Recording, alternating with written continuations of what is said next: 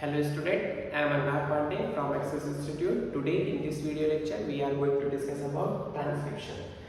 हमने last class में पढ़ा था डीएनए रेप्लिकेशन के बारे में। सेंट्रल डोग्मा कॉन्सेप्ट के पार्टिकुलर अगर बात की जाए तो डीएनए से डीएनए का फॉर्मेशन होता है और ये डीएनए से डीएनए का जो फॉर्मेशन का प्रोसेस है, इस प्रोसेस को हम बोलते हैं रेप्लिकेशन। डीएनए से आरएनए का जो सिंथेसिस है, इस प्रोसेस को हम बोलते हैं ट्रांसक्रिप्शन। और आरएनए से प्रोटीन का जो सिंथेसिस होता है, आरएनए से प्रोटीन सिंथेसिस का जो प्रोसेस होता है, इस प्रोसेस को हम बोलते हैं ट्रांसलेशन। तो आज की क्लास में हम पढ़ेंगे डीएनए से आरएनए का सिंथेसिस। तो डीएनए से आरएनए की सिंथेसिस, ये प्रोसेस है ट्रांसक्रिप्शन प्रोसेस, यानी कि copying information from one strand of DNA into RNA. DNA से आरएनए की कॉपी करना है, ये प्रोसेस है हमारा। डीएनए से आरएनए की कॉपी करने का जो प्रोसेस है वो है हमारा ट्रांसक्रिप्शन।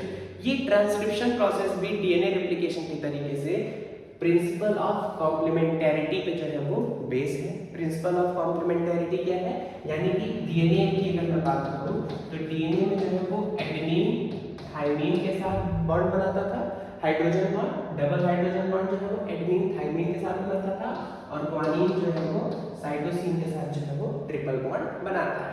तो जब आरएनए की सिंथेसिस होगी, तो यहाँ भी एडेनिन जो है वो यूरेसिल के साथ डबल बॉन्ड बनाएगा और ग्वानिन जो है वो आपका साइटोसिन के साथ जो है वो ट्रिपल बॉन्ड बनाएगा। In case of RNA uracil is present instead of thymine. RNA में क्या है, आरएनए में आपका यूरेसिल प्रेजेंट होता है थाइमिन के जगह पे। बस इतना ही डिफरेंस डीएनए और आरएनए में होता है। जब हम डीएनए रेप्लिकेशन पढ़ रहे थे तो वहां पे दोनों स्ट्रैंड जो है वो टेम्पलेट स्ट्रैंड का काम कर रहे थे। क्यों कि दोनों स्ट्रैंड टेम्पलेट स्ट्रैंड का काम कर रहे थे? क्योंकि हमारा जो डीएनए था वो हमारा डबल हेलिकल स्ट्रक्चर था। डीएनए में दो स्ट्रैंड होते थे, तो अगर एक स्ट्रैंड की कॉपी हो गई तो दूसरे स्ट्रैंड का जो है सीक्वेंस वो नहीं होगा। तो इसीलिए जो है वो डीएनए में दोनों स्ट्रैंड की जो है वो कॉपी होती थी। लेकिन आरएनए में जो है वो सिर्फ और सिर्फ सिंगल स्ट्रैंड है जिसका कॉपी होगा, और ये सिंगल स्ट्रैंड की कॉपी इसलिए होगी क्योंकि सपोज ये दोनों क्या है, हमारे डीएनए स्ट्रैंड, ठीक है, ये क्या है हमारा डीएनए स्ट्रैंड है, और इस डीएनए स्ट्रैंड की हमने कॉपी बनाई। और यदि दोनों स्ट्रैंड की कॉपी बन जाएगी, सपोज इस स्ट्रैंड की भी कॉपी बन गई और इस स्ट्रैंड की भी कॉपी बन गई, तो ये दोनों स्ट्रैंड क्या है हमारे आरएनए सीक्वेंस। ये दोनों क्या हो गए हमारे आरएनए सीक्वेंस। जब दोनों स्ट्रैंड हमारे टेम्पलेट का काम कर देगा तो हमको दो आरएनए सीक्वेंस मिलेगा, और ये दोनों आरएनए सीक्वेंस जो है एक दूसरे के कॉम्प्लीमेंट्री होंगे। तो क्या होगा, जब ये एक दूसरे के कॉम्प्लीमेंट्री होंगे तो ये डबल स्टैंडर्ड आरएनए फॉर्म करेंगे। तो जब ये डबल स्टैंडर्ड आरएनए फॉर्म कर देंगे, तो जब ये डबल स्टैंड आरएनए फॉर्म हो जाएगा तो इस आरएनए सीक्वेंस के जो कोड है, इन कोड को रीड नहीं किया जा सकेगा, और जब ये कोड रीड नहीं किए जा सकेंगे तो एक प्रोटीन का जो है वो फॉर्मेशन नहीं होगा। इसीलिए जो है वो ट्रांसक्रिप्शन प्रोसेस में डीएनए की एक ही स्ट्रैंड जो है वो आपका टेम्पलेट स्ट्रैंड के तरीके से काम करती है। दोनों स्ट्रैंड काम करेंगे तो जो दो आरएनए सीक्वेंस बनेंगे, दो आरएनए स्ट्रैंड बनेंगे, वो एक दूसरे के कॉम्प्लीमेंट्री होंगे। कॉम्प्लीमेंट्री होने के साथ ही साथ क्या करेंगे, डबल स्टैंडर्ड आरएनए का फॉर्मेशन कर देगा। और जब डबल स्टैंडर्ड आरएनए फॉर्म हो जाएगा तो वहां से आपको जो है वो एक जो कोड है, डीएनए का जो सीक्वेंस है, प्रोटीन जिस एमआरएनए कोड से बनने वाली थी, अब उस कोड को रीड नहीं किया जा सकेगा। तो अभी मैंने थोड़ी देर पहले बात किया कि डीएनए में सिर्फ और सिर्फ एक टेम्पलेट जो है वो आपका आरएनए सिंथेसिस के लिए रिस्पांसिबल होती है। डीएनए रेप्लिकेशन प्रोसेस में पूरा का पूरा डीएनए सीक्वेंस जो है वो उसकी कॉपी का फॉर्मेशन होता है, लेकिन यहाँ पे एक स्पेसिफिक सीक्वेंस होता है डीएनए का जिसको कॉपी किया जाता है, और उस स्पेसिफिक सीक्वेंस को हम बोलते हैं transcription unit. Segment of DNA that take part in transcription called transcription unit, यानी कि जो डीएनए का सेगमेंट ट्रांसक्रिप्शन प्रोसेस में पार्टिसिपेट करने वाला है उस सेगमेंट को हम बोलते हैं ट्रांसक्रिप्शन यूनिट। और इस ट्रांसक्रिप्शन यूनिट में जो है वो तीन चीजें इन्वॉल्व है। एक प्रमोटर सीक्वेंस इन्वॉल्व है, ये प्रमोटर सीक्वेंस जो है वो अपस्ट्रीम डायरेक्शन में 5 प्राइम एंड की ओर प्रेजेंट होता है। दूसरा जो है वो स्ट्रक्चरल जीन्स होता है, तो जो डीएनए का सीक्वेंस ट्रांसक्रिप्शन प्रोसेस में जाने वाला है, डीएनए का जो सीक्वेंस ट्रांसक्रिप्शन प्रोसेस में जाने वाला है, उस सीक्वेंस को हम बोलते हैं structural gene sequence, DNA sequence which is going to transcribe, यानी कि जिससे आरएनए की जो डीएनए का सीक्वेंस टेम्पलेट स्ट्रैंड के तरीके से काम करने वाला है, जिससे आरएनए की सिंथेसिस होने वाली है, उस स्पेसिफिक सीक्वेंस को हम बोलते हैं स्ट्रक्चरल जीन। और तीसरा क्या है हमारा टर्मिनेटर सीक्वेंस। तो टर्मिनेटर सीक्वेंस जो है वो हमारा डाउनस्ट्रीम डायरेक्शन में प्रेजेंट होता है 3' एंटीटीओ। डीएनए में हमने जो है वो टेम्पलेट स्ट्रैंड की बात की थी, और जब हम डीएनए रेप्लिकेशन पढ़ रहे थे तो मैंने आपको बताया था कि जो रेप्लिकेशन है, सिंथेसिस की जो डायरेक्शन है वो हमेशा 5' टू 3' डायरेक्शन होती है। डीएनए रेप्लिकेशन की डायरेक्शन है वो भी आपकी 5' टू 3' होगी, और जब आरएनए सिंथेसाइज किया जाएगा तो वो भी आपका 5' टू 3' डायरेक्शन में सिंथेसाइज किया जाएगा। तो अब जो स्ट्रैंड 5' टू 3' के कॉम्प्लीमेंट्री स्ट्रैंड होगी, दैट इज 3' टू 5'। तो जो स्ट्रैंड 5' टू 3' के कॉम्प्लीमेंट्री स्ट्रैंड होगी उसको हम बोलेंगे टेम्पलेट स्ट्रैंड या फिर नॉन कोडिंग स्ट्रैंड। तो जो स्ट्रैंड हमारा 5' टू 3' के कॉम्प्लीमेंट्री होगी, ठीक है, यानी कि इसके एंटी पैरेलल जो स्ट्रैंड होगी 5' टू 3' के एंटी पैरेलल क्या होगा 3' टू 5'। तो ये स्ट्रैंड जो है वो डीएनए का टेम्पलेट स्ट्रैंड के तरीके से काम करेगा, और जो इसी के सेम 5' टू 3' डायरेक्शन में स्ट्रैंड होगी वो स्ट्रैंड आपका नॉन टेम्पलेट या फिर कोडिंग स्ट्रैंड जो है वो फॉर्म करेगा। बस यहाँ पे एक कंफ्यूजन है, कोडिंग स्ट्रैंड जो है वो आपका नॉन टेम्पलेट है, और non template strand template strand जो है वो नॉन कोडिंग स्ट्रैंड है। तो बस बात करते हैं कि नॉन कोडिंग स्ट्रैंड क्यों बोल रहे हैं टेम्पलेट स्ट्रैंड को, क्योंकि जब सपोज ये कोडिंग स्ट्रैंड है, ठीक है, ये क्या है कोडिंग स्ट्रैंड है। कोडिंग स्ट्रैंड का मतलब क्या है, ये आपका नॉन टेम्पलेट है, नॉन टेम्पलेट स्ट्रैंड, और ये जो स्ट्रैंड है ये क्या है आपका नॉन कोडिंग स्ट्रैंड। ये स्ट्रैंड हमारे नॉन कोडिंग स्ट्रैंड है। अब दोनों स्ट्रैंड में हम देखते हैं डिफरेंस क्या है।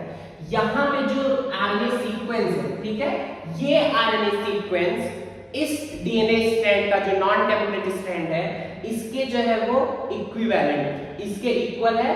बस डिफरेंस इतना होगा कि यहाँ पे थाइमीन प्रेजेंट होगा तो यहाँ पे यूरेसिल प्रेजेंट होगा। ध्यान से देखिए, यहाँ पे भी एडेनिन एडेनिन, थाइमीन है यहाँ पे, तो यहाँ पे थाइमीन की जगह पे यूरेसिल, यहाँ पे ग्वानिन, यहाँ पे ग्वानिन, एडेनिन एडेनिन। तो ये स्ट्रैंड जो आरएनए स्ट्रैंड बनने वाली है वो आरएनए नई आरएनए स्ट्रैंड सिंथेसाइज हो रही है वो नॉन टेम्पलेट स्ट्रैंड के जैसे होती है, यानी कि उसके जो कोड्स है वो नॉन टेम्पलेट स्ट्रैंड के जैसे होते हैं, और इसीलिए नॉन टेम्पलेट स्ट्रैंड को हम बोलते हैं कोडिंग स्ट्रैंड। ठीक है, बस डिफरेंस इतना होगा कि नॉन टेम्पलेट स्ट्रैंड में थाइमीन प्रेजेंट होगा और आरएनए में थाइमीन की जगह पे आपका यूरेसिल प्रेजेंट होगा। तो कोडिंग स्ट्रैंड जो है वो आपका नॉन टेम्पलेट स्ट्रैंड है, और जो टेम्पलेट स्ट्रैंड है वो आपका नॉन कोडिंग स्ट्रैंड है। ठीक है, तो इस तरीके से हम जो है वो बात करते हैं। डीएनए रेप्लिकेशन में हमने बात किया था यूनिवर्सल 5' टू 3' डायरेक्शन जो है वो सिंथेसिस की है, और वही 5' टू 3' डायरेक्शन जो है वो सिंथेसिस की यहाँ पे भी देखने को मिलेगी। 5' टू 3' में कॉम्प्लीमेंट्री जो स्ट्रैंड होगी दैट इज 3' टू 5', वो स्ट्रैंड हमारा टेम्पलेट स्ट्रैंड होगा, और उसी डायरेक्शन में जिस डायरेक्शन में एमआरएनए सिंथेसाइज हो रहा है दैट इज 5' टू 3', वो स्ट्रैंड जो है वो हमारी नॉन टेम्पलेट स्ट्रैंड होगी, और नॉन टेम्पलेट स्ट्रैंड को ही हम जो है वो आपका कोडिंग स्ट्रैंड बोलते हैं। जो नॉन टेम्पलेट स्ट्रैंड है वो हमारा कोडिंग स्ट्रैंड होता है। अब प्रमोटर सीक्वेंस की अगर बात किया जाए तो प्रमोटर सीक्वेंस क्या होते हैं, तो अपस्ट्रीम डायरेक्शन में 5' एंड जो स्ट्रक्चरल जीन्स होता है उसके अपस्ट्रीम डायरेक्शन में 5' एंड की ओर प्रेजेंट होता है। तो ये स्ट्रक्चरल जीन है, इसके 5' एंड पे जो है वो प्रमोटर सीक्वेंस प्रेजेंट है।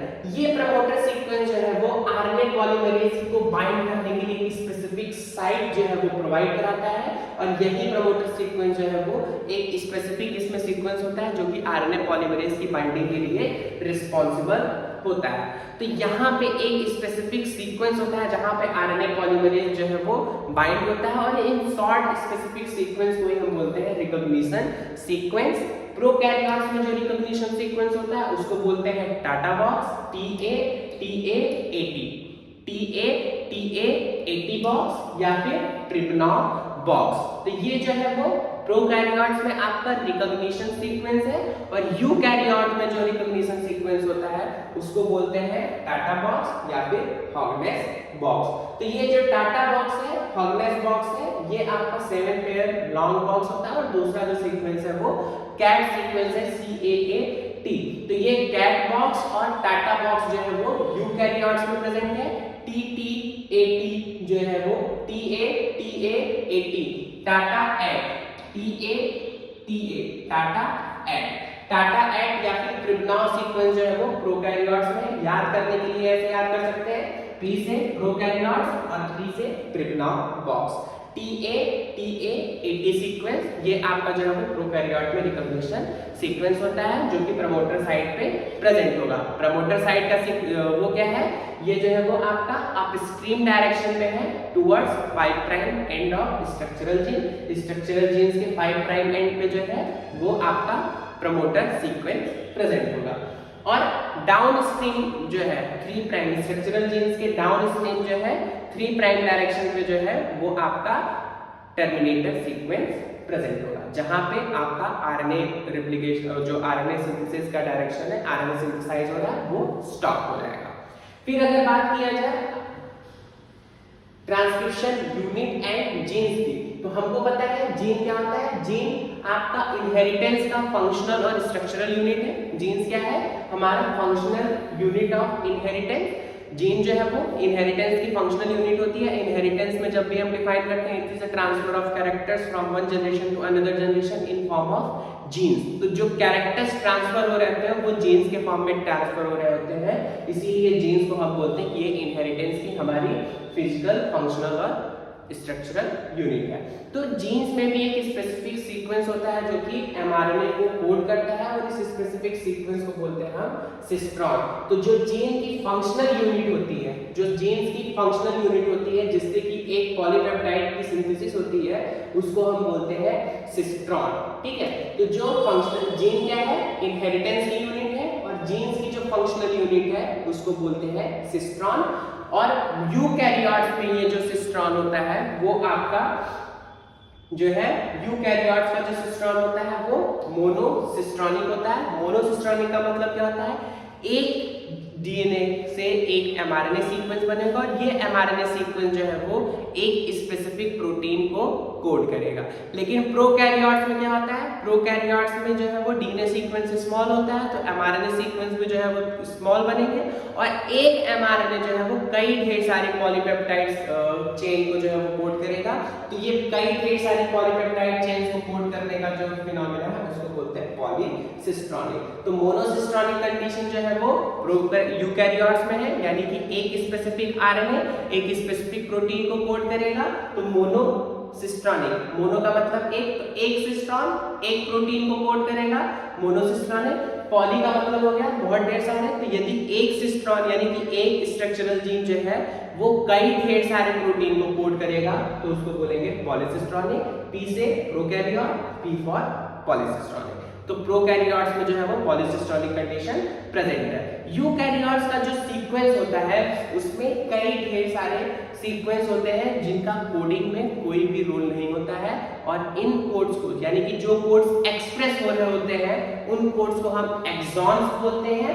यानी कि यूकैरियोट्स में जो जीन सीक्वेंस होता है उसमें जो सीक्वेंस एक्सप्रेस हो रहा होता है उस सीक्वेंस को हम बोलते हैं एक्सॉन्स, और इन एक्सॉन्स के बीच में कुछ ऐसे सीक्वेंस होते हैं जो कि एक्सप्रेस नहीं होते हैं, और उन नॉन एक्सप्रेसिबल सीक्वेंस के लिए टर्म यूज करते हैं इंट्रॉन्स। तो exons are interrupted by non coding sequence called introns. ठीक है, तो यूकैरियोटिक जो डीएनए सीक्वेंस यूकैरियोटिक जो जीन है उसमें जो फंक्शनल है यानी कि जिसका एक्सप्रेस होने वाला है, जो जीन सीक्वेंस एक्सप्रेस होने वाला है उसको बोलते हैं एक्सॉन, और जो जीन सीक्वेंस एक्सप्रेस नहीं होने वाला है उसको हम बोलते हैं इंट्रॉन।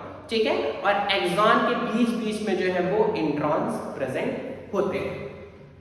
फिर अगर मैं बात करता हूँ डिफरेंस क्या है आरएनए में, हमको पता है कि प्रोटीन सिंथेसिस के लिए हमको जो है वो आरएनए देखने को मिलते हैं। तो आरएनए जो है वो 3 तरीके का होता है, एमआरएनए, टोटल 5% प्रेजेंट होता है आरएनए का, लॉन्गेस्ट होता है और इसका जो काम है ये एमआरएनए जो है वो आपका मैसेंजर की तरीके से काम करता है और template, it is called template nuclear messenger information, यानी कि जो भी प्रोटीन के लिए मैसेज होता है वो इसी एमआरएनए में जो है वो प्रेजेंट होता है और ये एमआरएनए जो है वो आपका न्यूक्लियस में जो है वो सिंथेसाइज होता है। दूसरा क्या है, आरआरएनए 80% होता है, स्मॉलर है, has structural and catalytic role during translation, यानी कि इसके पास क्या प्रेजेंट है, इस एमआरएनए के पास जो है वो एक स्पेसिफिक कोड्स प्रेजेंट होते हैं और ये आरआरएनए क्या करता है, अमीनो एसिड्स को आपस में बाइंड कराता है, यानी कि ये आरआरएनए जो है वो इसके पास एंजाइमेटिक एक्टिविटी होती है और एंजाइमेटिक एक्टिविटी होने की वजह से ये आरएनए दो अमीनो एसिड्स के बीच में पेप्टाइड बॉन्ड का फॉर्मेशन कराता है। और ये जो यहाँ पे है टीआरएनए, इसको बोलते हैं ट्रांसफर आरएनए, ये जो है वो 15% प्रेजेंट होता है, स्मॉलेस्ट है और ये क्या करता है, इसका जो फंक्शनिंग है ट्रांसफर, ये अमीनो एसिड सीक्वेंस को जो है वो एमआरएनए सीक्वेंस के पे लाता है। एमआरएनए सीक्वेंस पे जो कोड्स होते हैं उस कोड्स को स्टडी करने के लिए, उस कोड्स को रीड करने के लिए ट्रांसफर आरएनए के पास एक स्पेसिफिक रीजन होता है, एक स्पेसिफिक लूप होता है, उस लूप को हम बोलते हैं एंटीकोडॉन लूप्स। तो ये एंटीकोडॉन लूप्स की हेल्प से एमआरएनए का जो सीक्वेंस होता है उसको रीड करता है और रीड करके एक स्पेसिफिक अमीनो एसिड्स को लेकर के आता है और राइबोसोमल आरएनए जो है वो राइबोसोम्स में प्रेजेंट है और इस आरएनए के पास जो है वो कैटालिटिक एक्टिविटी है, एमआरएनए के कोड रीड किए गए, ट्रांसफर आरएनए जो है वो टीआरएनए उसने जो है वो अमीनो एसिड्स लेके आया और अब आरआरएनए जो है वो दो अमीनो एसिड्स के बीच में पेप्टाइड बॉन्ड का फॉर्मेशन करा देगा। तो इस तरीके से एक पूरी पॉलीपेप्टाइड चेन की जो है वो सिंथेसिस हो जाती है। तो ये है हमारा मैसेंजर आरएनए जो कि सिंगल स्ट्रैंडेड है, ये है हमारा राइबोसोमल आरएनए जो कि राइबोसोम्स में प्रेजेंट है। राइबोसोम्स की दो यूनिट होती है, एक स्मॉलर यूनिट और एक लार्जर सब यूनिट। और यहाँ पे जो है वो टीआरएनए है, टीआरएनए के पास 3 लूप प्रेजेंट होते हैं और ये जो लूप है ये लूप है एंटीकोडॉन लूप और ये लूप जो है कॉम्प्लीमेंट्री होता है आपके एमआरएनए सीक्वेंस के और ये क्या करता है, एंटीकोडॉन लूप जो है वो एमआरएनए सीक्वेंस पे जाता है और एमआरएनए सीक्वेंस के स्पेसिफिक जो सीक्वेंस होते हैं उनको स्टडी करता है और उनको स्टडी करके एक पर्टिकुलर अमीनो एसिड को लाता है। फिर अगर बात करते हैं ट्रांसक्रिप्शन, प्रोकैरियोट्स में किस तरीके से ट्रांसक्रिप्शन हो रहा था, तो प्रोकैरियोट्स में ट्रांसक्रिप्शन जो है हमने पढ़ा है डीएनए रेप्लिकेशन में भी 3 स्टेप होते थे, इनिशिएशन, इलॉन्गेशन एंड टर्मिनेशन। तो उसी तरीके से यहाँ पे भी 3 स्टेप होंगे, इनिशिएशन, इलॉन्गेशन और टर्मिनेशन। तो जो सबसे पहला प्रोसेस है वो हमको याद रखने का क्या है कि ये प्रोकैरियोट्स में साइटोप्लाज्म में होता है।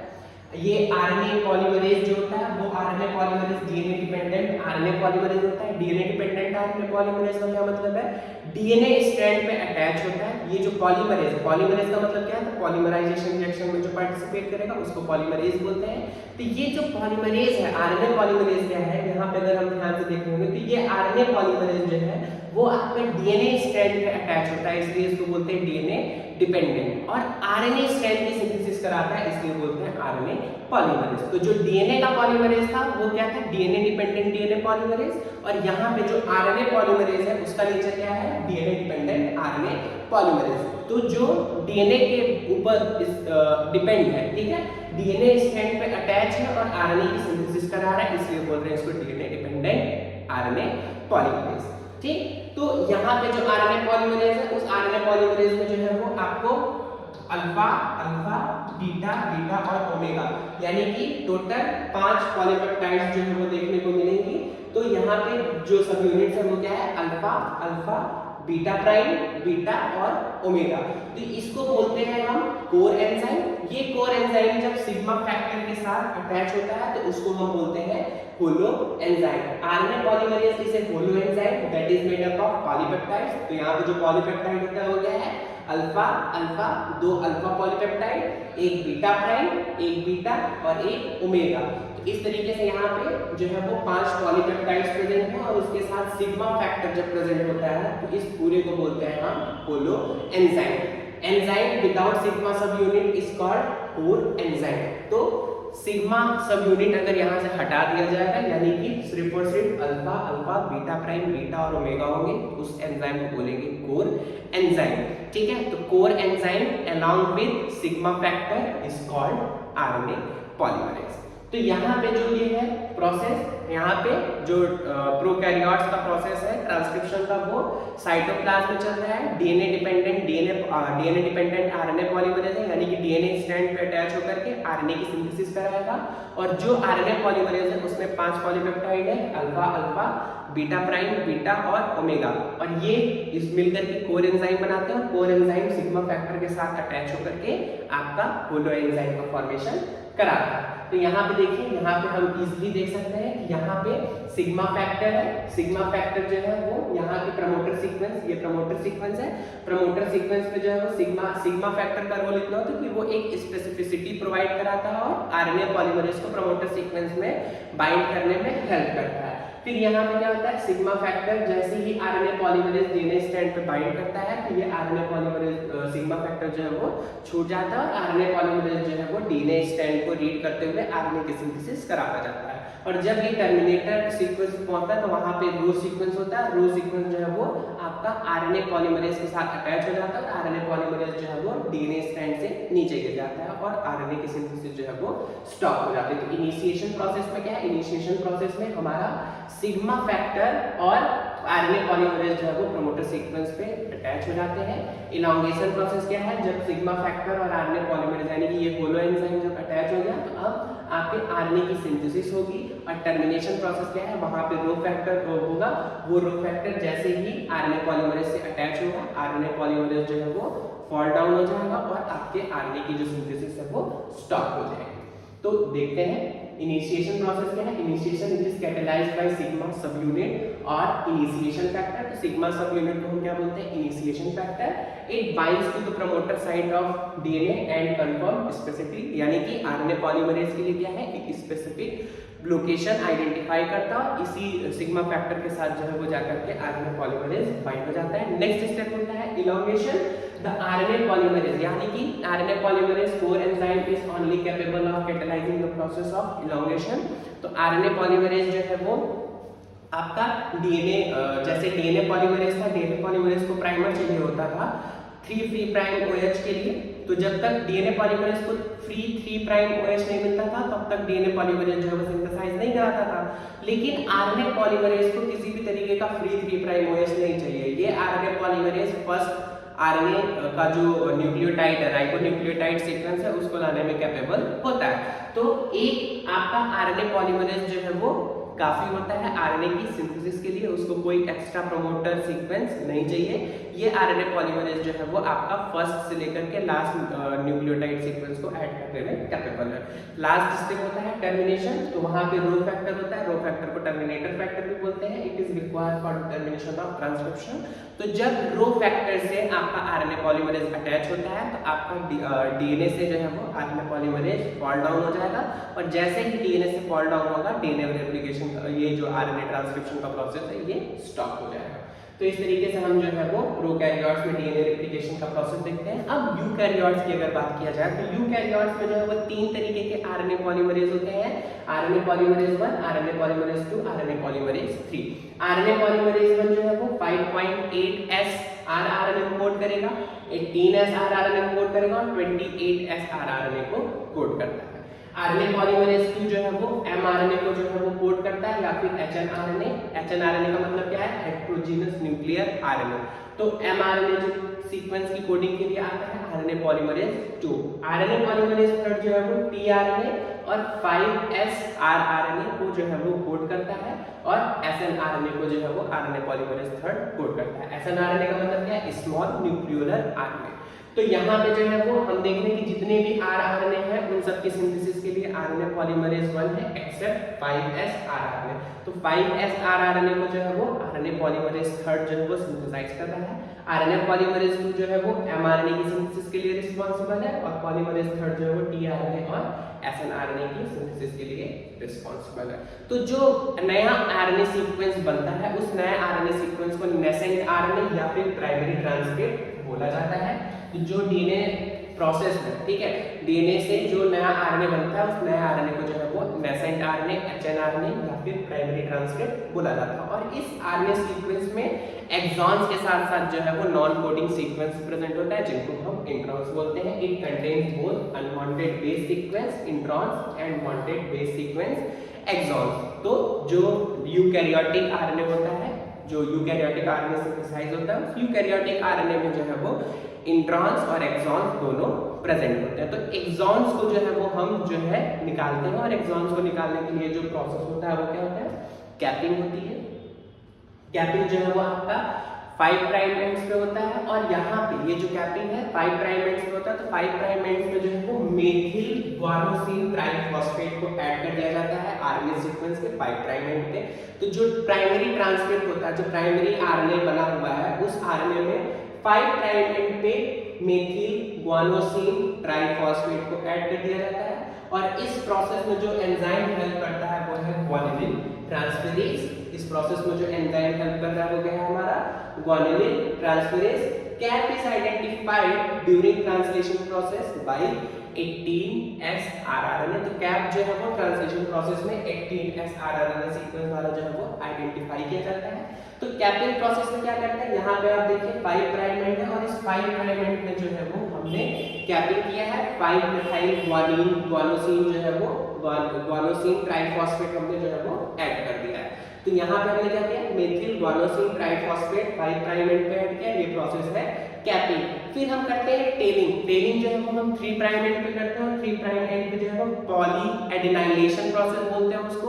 यहाँ पे पॉली ए टेल यानी कि कई ढेर सारे एडेनोसिन सीक्वेंस जो है वो 3 प्राइम सीक्वेंस पे जो है वो हम ऐड कर देते हैं। और जो थर्ड स्टेप आता है वो स्टेप है स्प्लाइसिंग। और स्प्लाइसिंग प्रोसेस में जो है वो आरएनए के सीक्वेंस आते हैं जिनको स्प्लाइसियोसोम बोलते हैं। वो स्प्लाइसियोसोम जो अनवांटेड सीक्वेंस होते हैं उनको कट कर देते हैं, और ये प्रोसेस जो है वो स्प्लाइसिंग कहलाती है, और आपका आरएनए सीक्वेंस बन जाता है। इस आरएनए सीक्वेंस को हम एमआरएनए बोलते हैं। तो यहाँ पे हम डायग्राम में देख रहे हैं, ये प्राइमरी ट्रांसक्रिप्ट है। प्राइमरी ट्रांसक्रिप्ट में हमको 2 तरीके के आरएनए सीक्वेंस दिख रहे हैं, एक येलो दिख रहा है और एक लाइट ब्राउन कलर का दिख रहा है, ठीक है, पीच कलर का। तो यहाँ पे जो है वो हमारा जो है वांटेड और अनवांटेड दोनों सीक्वेंस है। तो ये जो पीच कलर का सीक्वेंस है इसको हम क्या करते हैं, डीएनए से रिमूव कर रहे हैं। और ये जो इंट्रॉन्स को रिमूव करने का प्रोसेस है, ये प्रोसेस है हमारा स्प्लाइसिंग। तो स्प्लाइसिंग प्रोसेस में जो है वो स्प्लाइसियोसोम आते हैं, और ये स्प्लाइसियोसोम जो है वो आपके जो अनवांटेड सीक्वेंस होते हैं उनको रिमूव कर देते हैं। तो अगर टेलिंग की बात किया जाए तो टेलिंग जो है वो हमारा 3 प्राइम एंड पे हो रहा है, और यहाँ पे पॉली एडेनाइलेशन प्रोसेस बोलते हैं। पॉली एडेनाइलेशन का मतलब क्या है, जो नया आरएनए सिंथेसाइज हुआ है उस नए आरएनए के 3 प्राइम एंड पे लगभग 200 से 300 पॉली ए सीक्वेंस जो है वो ऐड कर दिए जाते हैं, और जो एंजाइम हेल्प करता है वो एंजाइम है पॉली ए पॉलीमरेज, ठीक है। तो 200 से 300 एडेनिन सीक्वेंस जो है वो 3 प्राइम एंड पे ऐड कर दिए जाते हैं एचएनआरएनए, यानी कि जो नया आरएनए सिंथेसाइज किया गया। अब लास्ट स्टेप क्या है, स्प्लाइसिंग। स्प्लाइसिंग में हम क्या करते हैं, जो अनवांटेड सीक्वेंस है, it is the process of the removal of introns and joins exons in a defined order, यानी कि इंट्रॉन्स को निकाल करके एक्सॉन्स को जोड़ने का जो प्रोसेस है वो प्रोसेस है splicing. Introns are removed by the small nucleolar RNA जिसको बोलते हैं snRNA, and protein complexes called nucleoprotein और SNRNPS, ठीक है, स्मॉल न्यूक्लियोलर प्रोटीन। तो the full process hRNA is now called mRNA, यानी कि जो आरएनए आपका फुल प्रोसेस हो गया, यानी कि उसमें से जो अनवांटेड कोड सीक्वेंस है उसको रिमूव कर दिया गया है। तो अब जो आरएनए सीक्वेंस बना है उस आरएनए को हम एमआरएनए बोलते हैं, and it is transported out to the nucleus for the translation, यानी कि अब इस एमआरएनए सीक्वेंस से जो है वो अब प्रोटीन की कोडिंग होगी। तो यहाँ हम जीआईएफ में देख रहे हैं कि स्प्लाइसियोसोम्स आ रहे हैं, और ये स्प्लाइसियोसोम्स जो है वो इंट्रॉन्स को रिमूव कर रहे हैं। स्प्लाइसियोसोम्स क्या है, it is a large RNA protein complex that catalyze the removal of introns from nuclear pre-mRNA, यानी कि जो प्राइमरी ट्रांसक्रिप्ट है उससे इंट्रॉन्स को निकालने के लिए आरएनए और प्रोटीन आते हैं, और उस आरएनए और प्रोटीन को हम बोलते हैं स्प्लाइसियोसोम, और ये इंट्रॉन्स को जो है वो रिमूव कर देते हैं और एक्सॉन्स को आपस में ऐड कर देते हैं, ठीक है। तो इस तरीके से हमने जो है वो ट्रांसलेशन प्रोसेस पढ़ा। ट्रांसलेशन प्रोसेस में जो है वो हमने देखा प्रोकैरियोट्स में और यूकैरियोट्स में किस तरीके से आरएनए की सिंथेसिस होती है।